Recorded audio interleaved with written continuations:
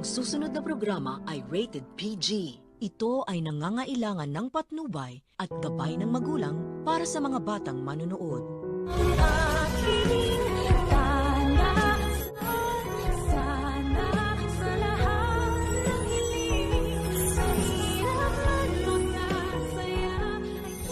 Tulad ng mga manonood, pati itong si Nerissa ay umay na rin sa ginagawang kasamaan nitong si Moira. Dahil sa tuwing pupunta nga ito sa kanya, ay alam na niya na may ginawa na naman itong kademonyohan. Kaya naman diretsahang tinanong ni Nerissa si Moira kung may kinalaman daw ba ito sa pagkawala ni Lolo Pepe. Inamin rin naman ito ng demonyita dahil alam naman niyang mapagkakatiwalaan ang kaibigan niyang si Nerissa. Samantala, mag-iisang araw na ngunit hindi pa rin nakikita ang kawawang matanda.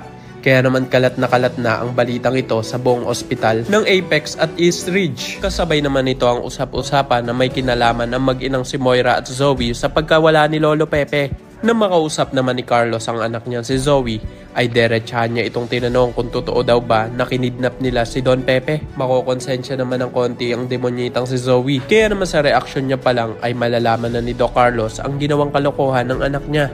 Sa kabilang banda, kung inaakala ni Moira na nakumbinsin na niya si RJ sa mga palusot niya, lingid sa kanyang kaalaman na nakamasid pa rin sa kanya sila Giselle. Dahil may napansin nga silang hindi maganda sa kinikilos ng bruha. Dahil dito ay susundan nila itong si Moira hanggang sa matunto nila ang isang abandonadong lugar kung saan nila itinago si Lolo Pepe. At dito na sila tatawag ng mga matitinong pulis para i-rescue ang kaawa-awang matanda. Yan ang mga dapat mong pang abangan. Kaya naman kung isa rin sa mga nagnanais na sana naman ay wag mamatay itong si Lolo Pepe para masabi pa niya ang katotohanan kay RJ, ay click lamang ang like at subscribe button.